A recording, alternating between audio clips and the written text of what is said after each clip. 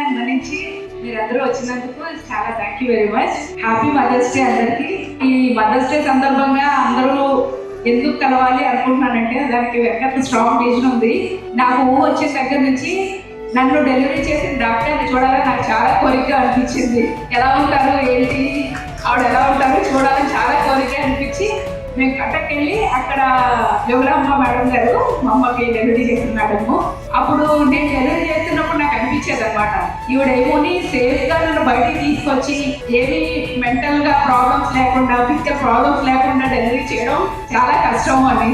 నా డెలివరీ అప్పుడు మా అమ్మకి చాలా కష్టమైంది కదా. 1 month హాస్పిటల్లో ఉన్నది. 1 month హాస్పిటల్లో అంత క్రిటికల్గా 72 ఆ టైంలో సెక్షన్ చేసి 1 month హాస్పిటల్లో ఉంటున్నాక నేను పుట్టాను అనమాట. అంటే అంత ఎంత క్రిటికల్ అయితే కనుక 1 month హాస్పిటల్లో పేషెంట్ ఉంచేస్తారు. ఆ డాక్టర్ని చూడాలని చాలా కోరిక అనిపించి నేను ఇప్పుడు డెలివరీ చేసిన పిల్లలు కూడా ఎంతెంత అయ్యారు అని నాకు వాళ్ళందరినీ చూడాలనిపించి ఈ మదర్స్ డే సందర్భంగా మిమ్మల్ని అందరినీ ఇన్వైట్ చేశాను. Thank you very much. మీరు అందరూ మా ఆహ్వానాన్ని అందించి వచ్చినందుకు థ్యాంక్ యూ.